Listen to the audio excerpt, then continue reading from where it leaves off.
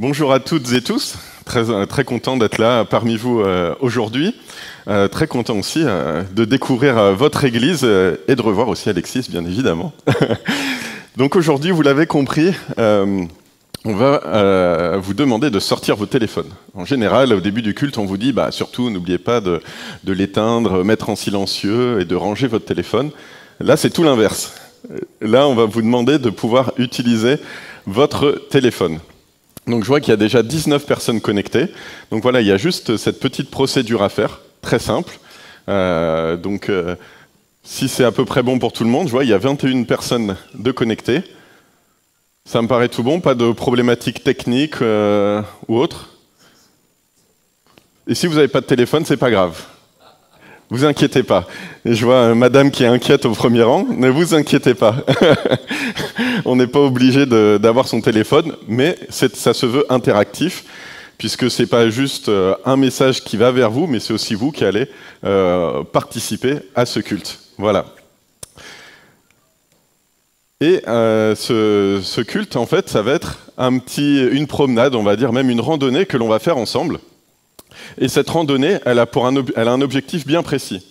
L'objectif de cette randonnée, c'est d'aller vers la source. Et comme au début de chaque randonnée, on a un petit panneau qui nous montre un petit peu le parcours. Voilà, on va dire grosse maille, on voit un petit peu le parcours. Et ce panneau que je vous partage, c'est celui-ci. Alors, c'est bon ? Ok.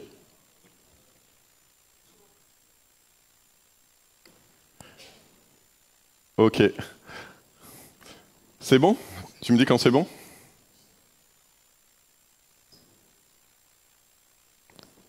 Ah ok.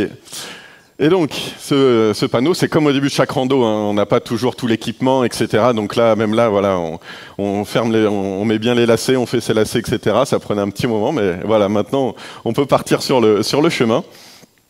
Et sur ce panneau, il est écrit, voilà, ce serait un peu le thème de mon message, il est écrit le verset suivant, on l'imagine, hein, Jean chapitre 4, versets 13 à 14, qui dit ceci, Jésus dit, « Quiconque boit de cette eau aura encore soif, mais celui qui boira de l'eau que je lui donnerai n'aura jamais soif. Et l'eau que je lui donnerai deviendra en lui une source d'eau qui jaillira jusque dans la vie éternelle. » Pourquoi ce verset m'a particulièrement impacté pour ce message? Au travers de 3 mots, vous avez vu, je les ai mis un petit peu en gras pour qu'ils soient bien mis en évidence. C'est 3 étapes en fait, de ce chemin vers la source. 3 grandes étapes. Et la première étape, c'est aura, donc le verbe avoir. Comme justement l'a dit Alexis juste avant, on cherche, quand des fois dans nos vies, c'est un peu compliqué, etc. On cherche à avoir la présence de Dieu, on cherche à avoir de l'épanouissement, etc. Ça, c'est la première étape. On cherche à avoir. Et on a la chance, comme ça a été aussi rappelé, d'avoir un Dieu qui nous donne. Et qui nous donne en abondance. Et ça, c'est la deuxième étape. C'est-à-dire qu'on a un Dieu qui nous donne par sa grâce en abondance. Et bien souvent, des fois, on s'arrête là. On est content, on cherchait, on a eu en abondance, c'est top. Sauf que, et c'est pour ça que j'aime particulièrement ce verset, il nous demande d'aller plus loin. Il nous demande de devenir, à notre tour, une source qui jaillira, une source d'eau qui jaillira. Pas un petit filet d'eau. On sait que c'est la sécheresse en ce moment, que c'est compliqué, mais là, c'est vraiment la source énorme, la fontaine des terreaux, vous en connaissez des Jacobins, etc. Là, il faut que ce soit visible. Et c'est ça qu'il nous demande. Et c'est ça qui est intéressant dans ce parcours, 3 étapes. Avoir la grâce de Dieu, l'expérimenter et ensuite devenir. Et comme je vous l'ai dit, c'est interactif et c'est pas que moi en fait qui vais participer. Moi, ça a été mon ressenti et j'aimerais savoir votre ressenti en un mot. Donc là, vous pouvez ressortir vos téléphones et écrire le mot que ce verset vous fait ressentir, voilà, en un mot, et vous appuyez bien sur valider juste en dessous. Ah bon, ok, voilà, c'est bon. Richesse, vie, vérité. Voilà, n'hésitez pas de participer. Vous voyez, c'est direct, l'amour. C'est beau, je pense que l'amour, c'est un point clé que que le Seigneur nous demande, puisqu'il nous demande d'aimer notre prochain. Ça, c'est la clé, notamment.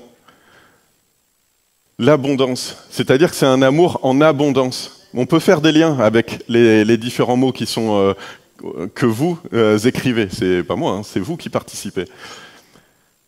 Et cet amour, il arrive quand on a vécu cette délivrance également. La vérité, un mot-clé. Parce qu'on peut vivre cette expérience de délivrance quand on expérimente la vérité de notre Seigneur. Et on va le voir juste après. Donc là, je vois que ça s'est stabilisé, 41 participants. Bravo. J'avais jamais eu autant de participants, donc vous êtes très actifs, donc top.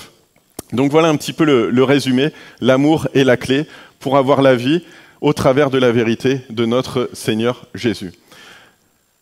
Et ce chemin, comme je l'ai dit, on va expérimenter et on va voir comment cet amour s'incarne de manière concrète au travers de ces 3 étapes. La première étape, c'est dans un premier temps, quand on commence une rando, dans son sac à dos, on va mettre pas mal de choses, et il y en a des fois qu'on a déjà. Et c'est le but de cette première étape, c'est de faire le tri sur les outils qui vont m'être utiles ou pas. Ça, c'est la première étape. La deuxième étape, c'est comprendre les outils que Dieu met dans mon sac, comment je vais les utiliser, pourquoi ils sont là. Ça, c'est la deuxième étape. Et la troisième étape, c'est comme on a vu dans le verset, comment, à mon tour, je deviens un guide pour ceux, justement, qui, eux aussi, découvrent leurs outils et ne savent pas comment forcément les utiliser. Donc voilà, 3 étapes pour avancer. Premier élément, donc, quels équipements ? Comme je vous disais, c'est la base. Quand on commence une randonnée et quand on commence notre chemin avec Dieu, on a un sac à dos. Des fois, on a des choses dedans qu'on n'a pas forcément choisies. Et c'est être en capacité de discerner ce qui est bon pour cette randonnée ou pas.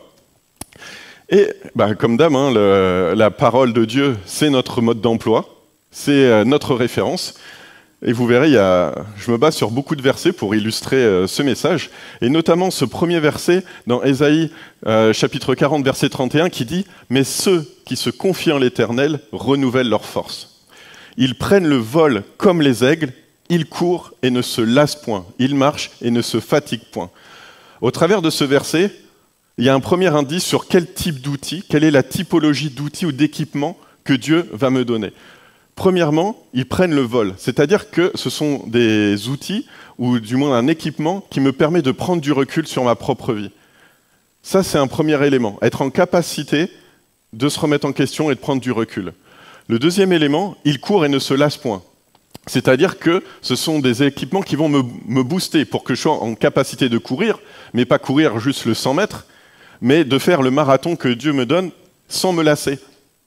Justement, c'est que, comme on le disait, Alexis le rappelait, des fois on n'a pas toujours été fidèle. Mais néanmoins, malgré ça, on a continué. On ne s'est pas lassé, on a continué. Et des fois, c'est un peu la vie, des fois on veut courir, mais on n'arrive qu'à marcher. Mais même quand on marche, on ne se fatigue pas. Donc ça, c'est les critères que des équipements de Dieu met dans nos vies. Et là, vous allez reparticiper, parce que je vous l'ai dit, c'est interactif, c'est pas juste une fois ou deux, vous allez sortir votre téléphone, sinon ce serait trop facile. Quels équipements Dieu me donne pour avancer avec lui sur le chemin de la vie ? Amour, confiance, sa parole, amour. La parole, on l'a vu, en effet, c'est le mode d'emploi, c'est la base. La confiance, en effet, l'amour. Qu'est-ce que c'est l'amour ? C'est une relation de confiance. En effet. Le Saint-Esprit, ça c'est intéressant. Je le garde, vous verrez, on en reparlera un petit peu plus tard. La foi, la paix.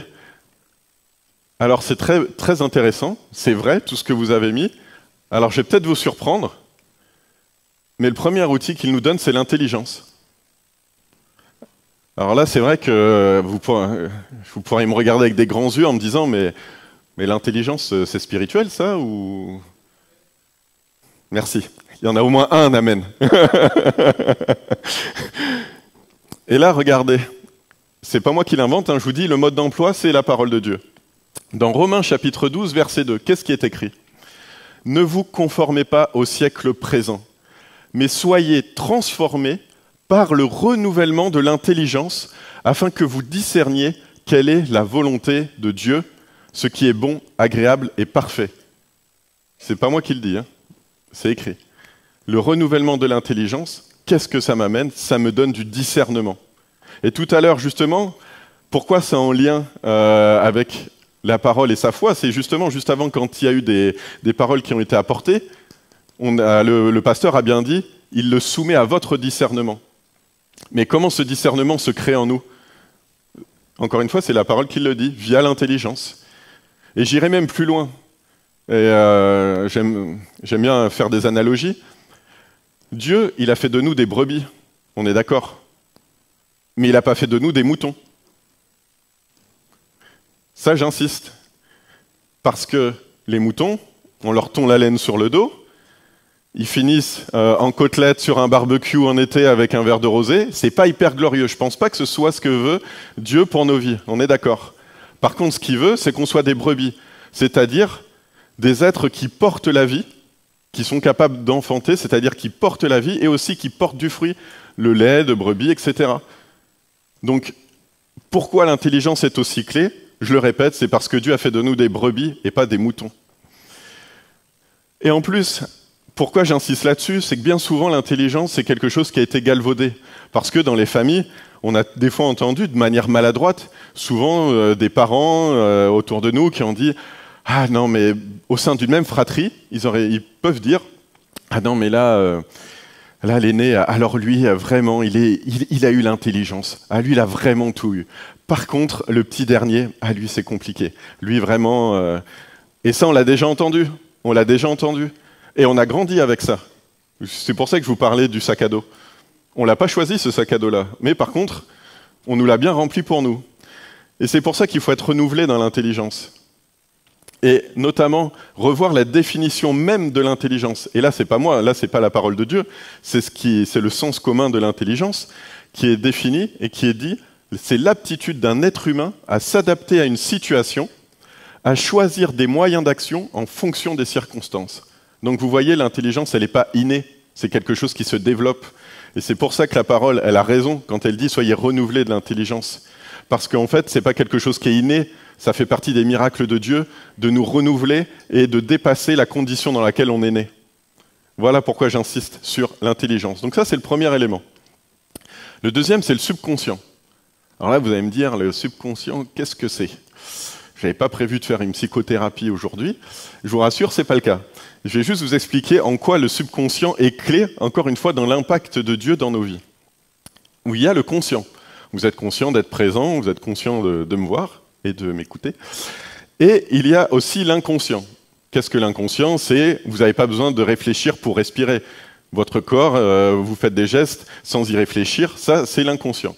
Et en fait, entre les deux, il y a le subconscient, qui fait le lien entre le conscient et l'inconscient. Et ça, bien souvent, on le néglige. Pourquoi?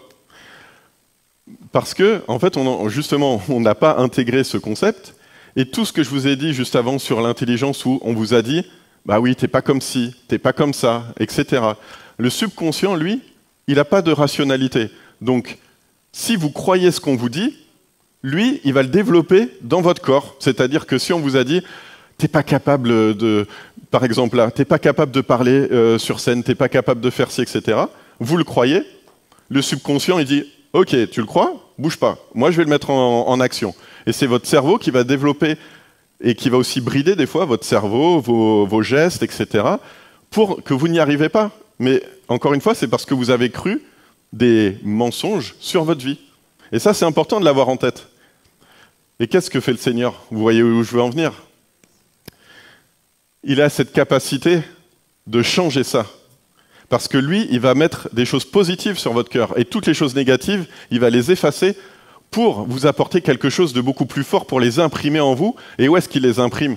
Il les imprime pas dans le cloud, même si c'est connecté. Non, il les imprime dans votre cœur.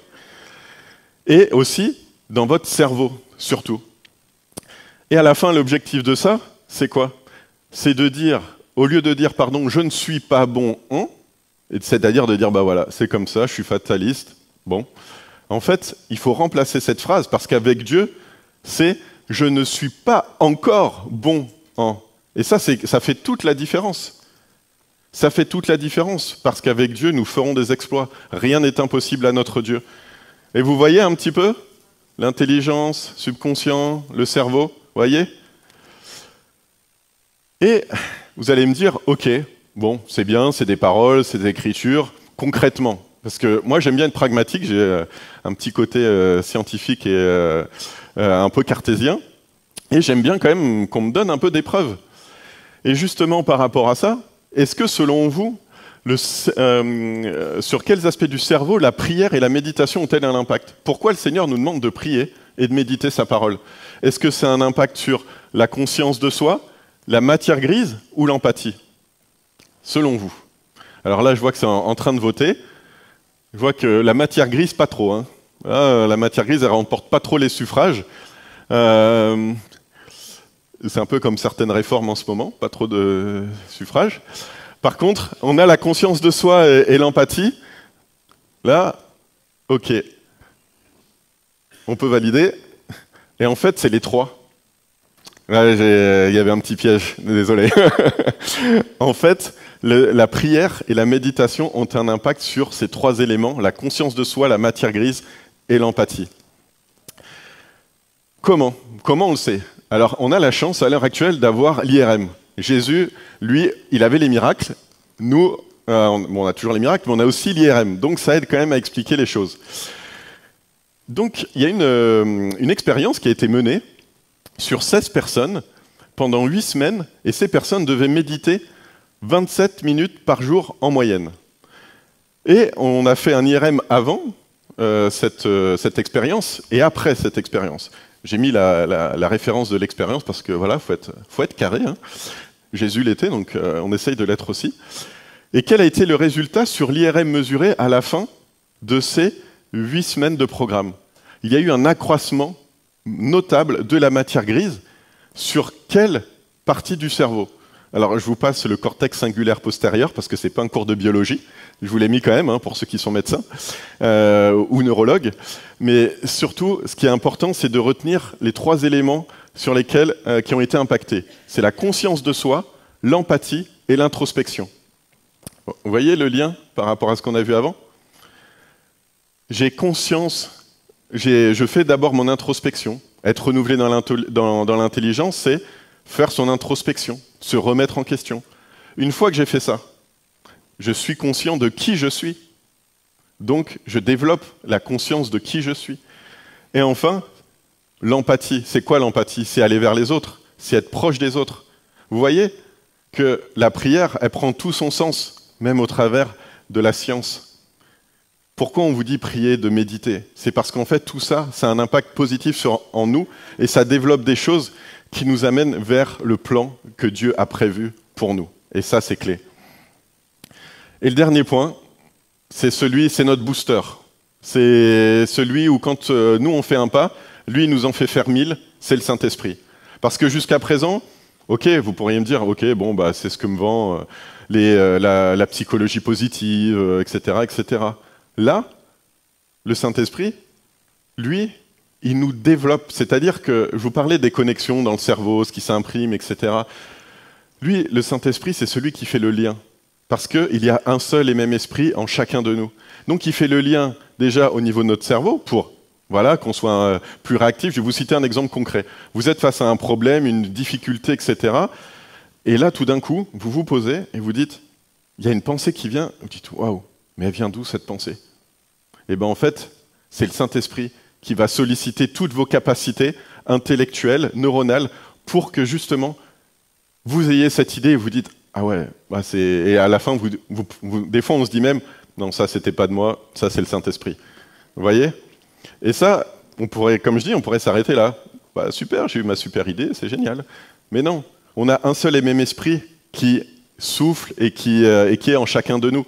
Pourquoi? Parce que le Saint-Esprit, c'est aussi celui qui fait le lien entre chaque personne, en fait. Il fait les liens interpersonnels. Parce qu'encore une fois, Dieu et Jésus, dans son amour, ne veut pas qu'on le garde pour nous-mêmes, mais qu'on le partage. Vous voyez? Et le Saint-Esprit, son deuxième rôle, c'est bien sûr de faire le lien c'est la superconnexion. En imageant, c'est de la DSL, on est passé à la 5G ou à la fibre. Ben voilà, là c'est la même chose le Saint-Esprit, c'est ce qui nous booste. En résumé, quand on regarde dans notre sac à dos, on a un sac à dos quand même qui est bien rempli et on a des atouts qui sont vraiment top. On a l'intelligence, il nous renouvelle, le Seigneur nous la renouvelle. On a le subconscient, une fois qu'on a compris que le subconscient, c'est ce qui nous permet d'accéder à l'impossible, alors qu'on nous a, oui c'est ça, alors que de base on nous avait restreint. Le cerveau, lui c'est le bras armé, c'est celui qui va mettre en œuvre, en application tout ce que l'on croit. Et le Saint-Esprit, c'est le booster, c'est celui qui va vous faire décoller. C'est le SpaceX de la foi. Donc voilà, vraiment 4 éléments qui sont clés. Et comme maintenant vous avez l'habitude, j'aime bien toujours m'appuyer sur la parole, qui, dans Éphésiens chapitre 4, au verset 23, qui dit « À vous laisser renouveler par l'Esprit dans votre intelligence et à vous revêtir de l'homme nouveau, créé selon Dieu dans la justice et la sainteté que produit la vérité. » La vérité, j'insiste sur ce mot, la vérité. C'est-à-dire que tous les mensonges qu'on a pu dire sur vous, dans votre enfance, quand vous avez grandi, on vous a dit « t'es pas ci, t'es pas ça, t'es pas capable de ci, t'es pas capable de ça, tu n'y arriveras jamais ». C'est faux. C'est faux, parce que ce n'était pas la vérité. Par contre, quand on se laisse renouveler par l'Esprit, ça agit sur notre intelligence, et comment on devient un homme nouveau? Grâce à ça, et à vous revêtir l'homme nouveau. Parce que bien souvent, moi j'avais pas compris en fait l'homme nouveau, on me parlait de l'homme nouveau, je dis bah moi je suis pas nouveau en fait, donc je comprenais pas trop. Mais là ça c'est clair, et on le comprend de manière pragmatique et sur nous-mêmes comment ça fonctionne. La deuxième étape, donc on l'a vu, maintenant c'est comment utiliser ces ressources-là que Dieu nous a données, comment utiliser ces outils. Parce qu'on a vu comment ils fonctionnent, maintenant comment moi je les utilise. Et là, on va regarder, on va comprendre, essayer de comprendre la pédagogie de Dieu au travers de la vie de Jésus. Et notamment, un petit verset, toujours, pour illustrer, Luc 10, 23, verset 23-24. « Et se tournant vers les disciples, Jésus leur dit en particulier, « Heureux les yeux qui voient ce que vous voyez. Car je vous dis, beaucoup de prophètes et de rois ont désiré voir ce que vous voyez et ne l'ont pas vu, entendre ce que vous entendez et ne l'ont pas entendu. » En effet, parce que quand on croit, eh bien souvent, on est un peu à contre-courant, soit de ce que l'on a dit sur nous, ou soit de la vie en général. Et c'est des choses qu'on n'entend pas dans notre quotidien. Mais par contre, c'est des choses qu'il faut développer. Et ces choses qu'on n'entend pas au quotidien, des fois, c'est peut-être un indice sur le fait que c'est peut-être une parole et une façon d'utiliser les outils qui sont positives. Et là, c'est à vous de jouer, à nouveau. En un mot, quelle serait selon vous la méthode pédagogique de Jésus ? Donc comment dire, pour participer, il faut juste rafraîchir des fois la page, vous inquiétez pas, et pour se reconnecter. Ok, super. Donc la méthode pédagogique, il y a la parabole. En effet, c'est bien, vous anticipez ma transition pour la suite, c'est parfait. L'amour, toujours, bien sûr, bien évidemment. L'épreuve, l'expérience. Alors ça, c'est excellent. Je ne sais pas qui a mis ça, mais il était bien inspiré. Je pense que l'esprit l'a inspiré pour faire le lien. Donc là, on a aussi la répétition. En effet, la répétition, c'est la base de la pédagogie, comme on dit. Et on va avoir également l'évangélisation. C'est aussi un point, mais on va essayer de comprendre comment ça se passe, l'évangélisation. Donc on voit toujours au centre l'amour, mais surtout ce qui est clé, c'est, on va le voir, l'expérience.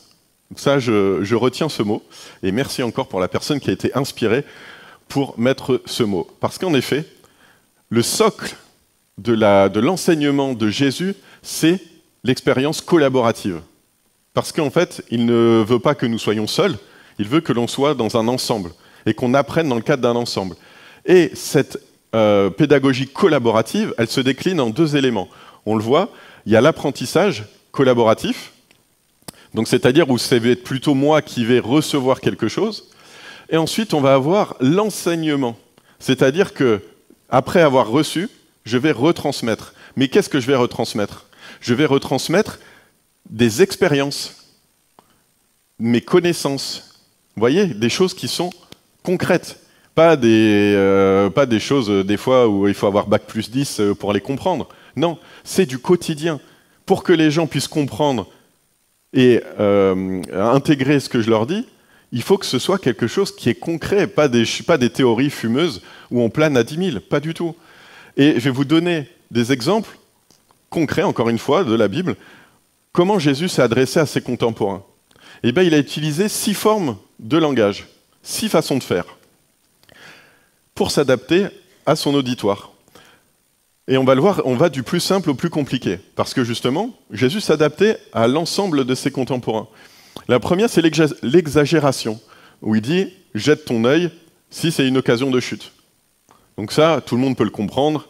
Bon, il y en a peut-être qui comprendraient un peu trop. Non, gardez bien vos yeux, c'est pas l'objectif.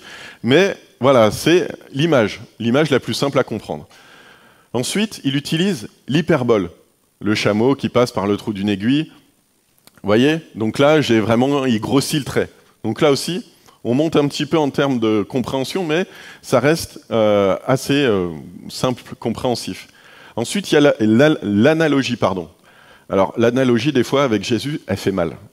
Parce que on peut s'adapter pour dire les choses à nos contemporains, mais des fois, il faut savoir les dire et avoir du courage de les dire.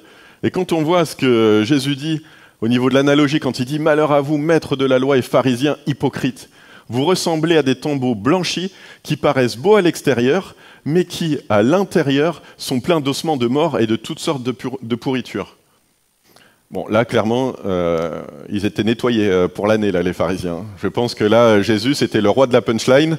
Là, il repartait. Moi, je pense que là, je pleure dans ma chambre. Je ferme la porte. Là, c'est fini. Mais voilà, c'était ça aussi. C'est ça aussi, avoir le courage de se positionner, de dire les choses, mais en utilisant une forme où, voilà, ça passe. Et ça, c'est bien, en fait, d'avoir différentes formes de langage pour dire les choses. Il y en a encore 3. Il y a la métaphore, la moisson, le nombre d'ouvriers, il n'y a pas assez d'ouvriers qu'il faut envoyer dans la moisson.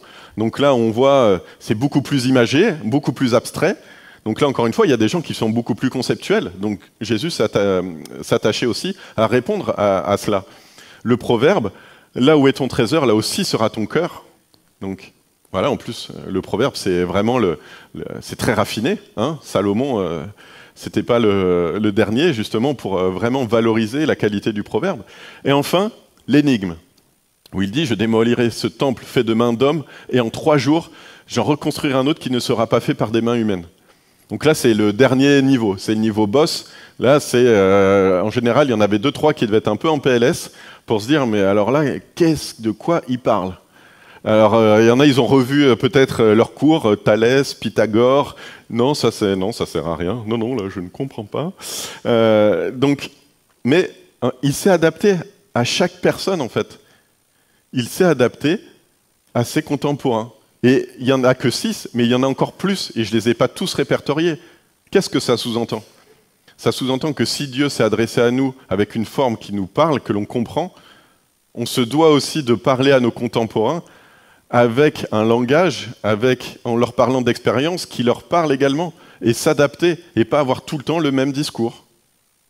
Ça ne veut pas dire que, par exemple, je vais vous citer un exemple concret. Quand il y a quelqu'un qui vient à l'église pour la première fois, que vous voyez pour la première fois, si vous lui dites « tu es pécheur, tu dois te repentir », etc., la personne, déjà, elle est déjà peut-être pas au top. Si en plus, elle arrive, elle se fait accuser, etc., même si c'est vrai en soi, mais si on lui dit à brûle-pourpoint ça, bah, ça pique un petit peu quand même. Donc le but, c'est quand même de se dire « ok, ça, on garde pour après, et puis dans un premier temps, on va juste être attentif à son besoin et partager une expérience concrète que lui va comprendre. » Voilà, c'est juste pour vous illustrer un petit peu comment on s'adapte. Ensuite, nos contemporains voient-ils Dieu comme la source? Parce que justement, vous avez compris le petit cheminement. Parce que nous, si on est là, c'est qu'on est convaincu que Dieu est la source. Mais nos contemporains, les gens qui sont autour de nous, parce que Dieu nous a quand même dit d'aller vers les nations pour annoncer la parole, c'est quand même ça la finalité.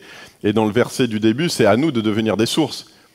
Donc concrètement, Dieu il a fait une belle promesse. Il a dit « Je connais les projets que j'ai formés sur vous », vous connaissez tous ce verset, dit l'Éternel, projet de paix, non de malheur, afin de vous donner un avenir et de l'espérance. Ça, c'est un contrat, je le signe direct. En CDI, il n'y a pas de souci. Par contre, concrètement, je vous pose la question, quel est le pourcentage de croyants en France? Combien? Est-ce que c'est 53, 44, 37? Et je vous dis, c'est l'ensemble des croyants. Je vous donne un indice, c'est la totalité des croyants, toutes religions confondues. Donc, islam, chrétien, méthodiste, enfin tous les istes, et catholiques, etc., etc. Alors 53%, tient la corde, hein. En gros, ceux qui votent 53%, c'est un Français sur deux, grosso modo. On a 44%, on a le 37%, donc en gros c'est assez tranché, soit c'est plus de la moitié de la population, ou soit c'est vraiment moins. On peut valider le vote. 37%. Ouh, ça pique. Et 37%, toutes religions confondues. Là, ça fait mal. Après tout ce que je viens de dire, le contrat que Dieu nous propose, il n'y en a que 37 qui le signent au final. Ça pique un petit peu. Et ça, c'est pas moi qui l'invente, hein. Vous le retrouverez sur le site du gouvernement. C'est l'Observatoire de la laïcité qui dit qu'il y a 37% de croyants, toutes religions confondues en France. Donc c'était en 2019, donc il y a eu le Covid. Pas sûr que voilà, ça ait ajouté du positif à ce chiffre. Et je vous pose cette question, pourquoi ce qui est évident pour nous, puisque si on est là, c'est qu'on voit Dieu comme la source, pourquoi ça l'est pas pour nos contemporains? Je vous pose la question. On y reviendra juste après. Un autre élément, c'est la jeunesse. Je les porte particulièrement dans mon cœur, depuis toujours. Et la jeunesse, c'est la clé qui ouvre la porte du futur, pour nous notamment. Et comment la jeunesse perçoit Dieu en termes de facteurs de réussite de vie personnelle. Ce qui est clé quand même, c'est ce qui donne du sens quand même à notre foi. C'est si je crois en Dieu, c'est quand même qu'il y a un impact dans ma vie. On est d'accord? Est-ce que c'est 51, 42 ou 30%? Bon là, il y en a qui ont compris le... Voilà. Donc, en effet, c'est 30%. 30% des jeunes Français voient en Dieu une source pour leur vie. 30%. Et ce qui me fait... Et encore là, déjà, bon, ça a été une première pique dans mon cœur, je ne vais pas vous mentir, quand j'ai cherché ces statistiques. La deuxième qui m'a fait encore plus mal, c'est de dire que chez les chrétiens, 43% des jeunes voient Dieu comme une source de réussite pour leur vie personnelle. C'est même pas 1 sur 2. On a des questions à se poser quand même. Ce sont des vraies questions. C'est-à-dire que là, on veut remplir les rangs, voilà, continuer à que nos églises, etc., perdurent, etc. Mais 30%. Et il n'y en a même pas 1 sur 2 chez nous, chrétiens, qui pensent que Dieu est un facteur de réussite pour leur vie. Moi, ça me pose question. L'autre élément, et ce qui m'a fait encore le plus mal, c'est que chez les autres religions, par contre, c'est 71%. Waouh! Là, on se dit, on a peut-être loupé quelque chose. Voilà. Je vous pose la question.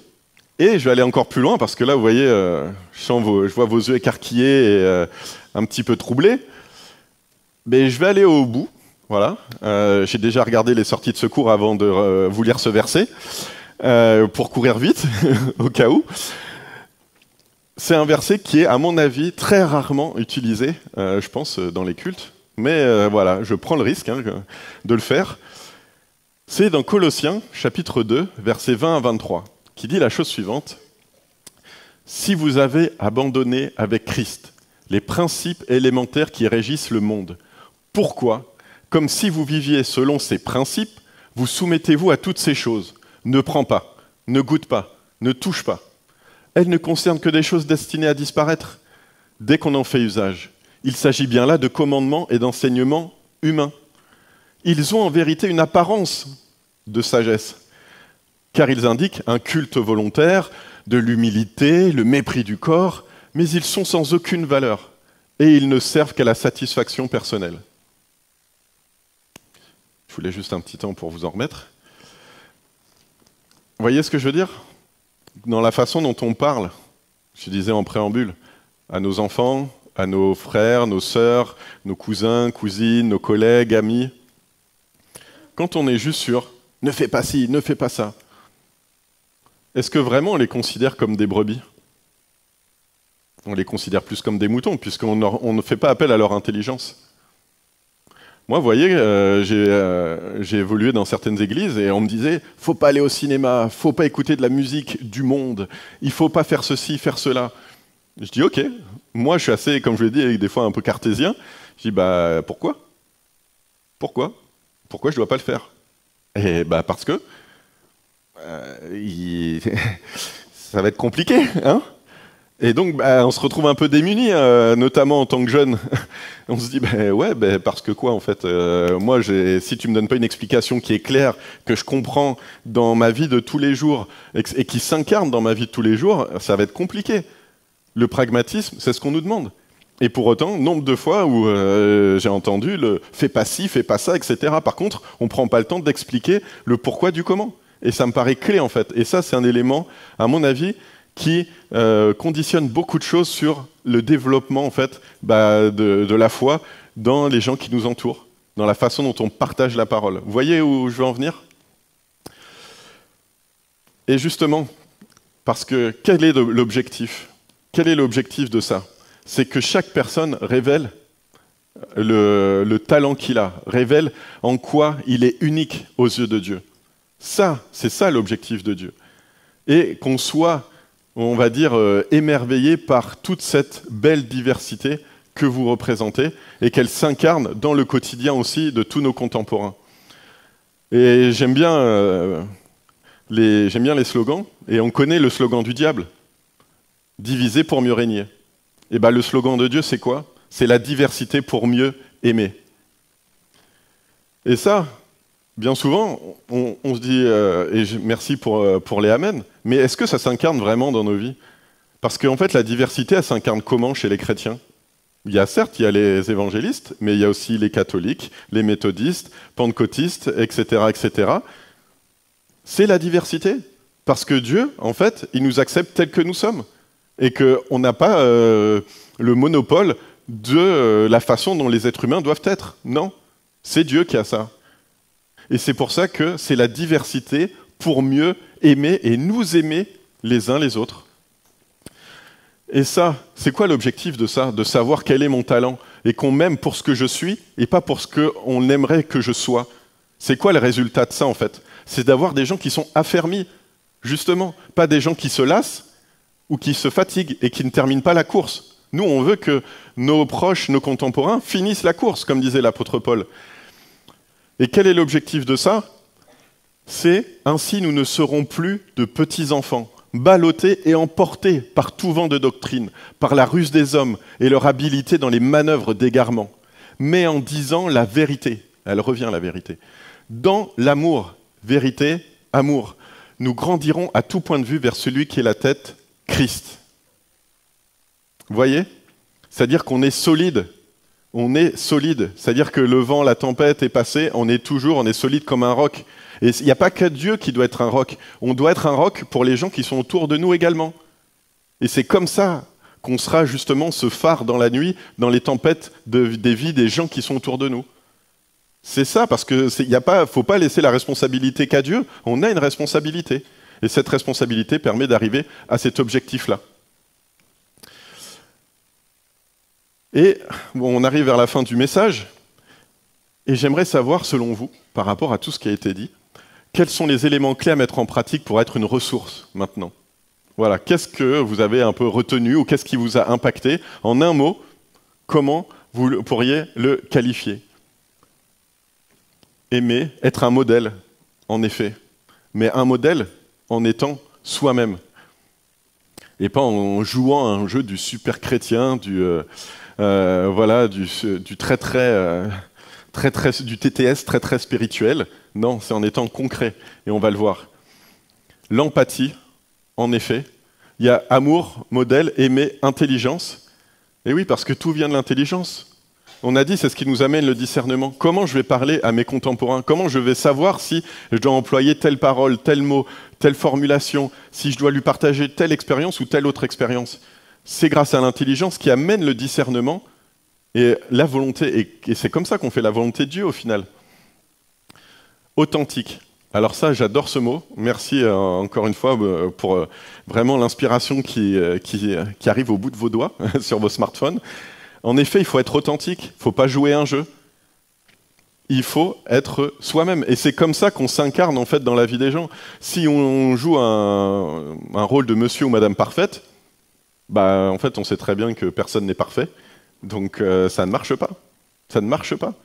Par contre, je peux, en étant authentique, partager des expériences authentiques, hop, et échanger. Ça, c'est top. Donc là, merci en tout cas. Et la disponibilité aussi, ça j'aime bien. Il faut être disponible pour les autres. Le temps, c'est pas que de l'argent. Donc merci beaucoup. Et le centre de tout ça, et je pense que vous l'avez bien résumé, puisque le mot qui revient le plus grand nombre de fois étant plus gros, c'est l'amour. Et c'est l'amour qui est la clé de tout ça. Et quand on n'aime pas que soi, mais les autres, eh bien tous les mots qui sont autour là, eh bien ils se mettent en action dans nos vies. Et ça, c'est juste incroyable. Donc en résumé, 3 éléments pratiques à prendre en compte, là, à notre niveau. Après, je vais aller au niveau supérieur. À notre niveau, c'est apprendre à comprendre. Ça, c'est le premier élément. Apprendre à comprendre les gens qui sont autour de nous. Et quand j'apprends à comprendre les gens qui sont autour de nous, ben en fait, je sors de ma zone de confort. Parce que la facilité, c'est de rester dans l'entre-soi. Bah, lui, il est comme moi. Bah ouais, lui, c'est mon poteau.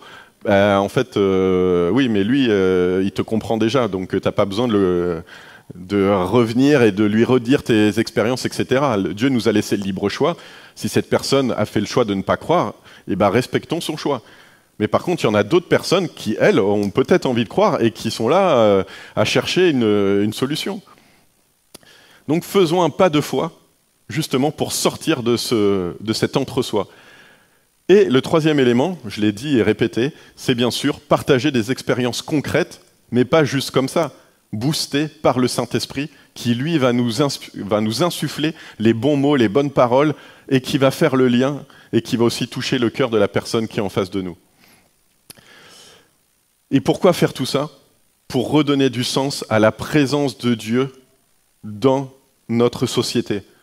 Parce que, vous avez vu les chiffres? 37%, 30%. Ça, c'est des flèches dans le cœur. Enfin, moi, ça a été des flèches dans mon cœur, de me dire, mais Mickaël, qu'est-ce que tu fais pour vraiment changer ça, concrètement? Et c'est pour ça que ce message est arrivé. Parce que je me suis dit, mais pourquoi à un moment donné, on n'arrive pas à passer outre? On dit, la France, c'est un pays, on n'arrive pas, etc. Mais peut-être qu'on n'emploie pas les bons moyens ou la bonne méthode pour toucher le cœur des gens. Et il y a 3 éléments. Le premier point, c'est une foi pragmatique, comme je l'ai dit. Pas des théories où il faut bac+10 pour les comprendre. Toujours basé sur l'amour, vous l'avez même écrit, hein. C'est un amour qui révèle le vrai soi. Parce qu'on ne doit pas avoir des copies conformes autour de nous. C'est pas ça que l'on veut. Dieu nous a fait tous différents. C'est pas pour qu'on soit tous formatés de la même manière. Par contre, ce que Dieu il attend, c'est qu'on révèle les talents qui sont uniques en nous. Chacune des personnes qui sont ici, vous avez un talent qui est unique. Vous êtes unique, vous avez un talent, vous pouvez déplacer des montagnes, mais ce ne sera pas la même montagne que le voisin de gauche ou la voisine de droite. Non. Et ça, c'est important de révéler ça aussi auprès des personnes qui sont autour de nous, notamment chez les jeunes.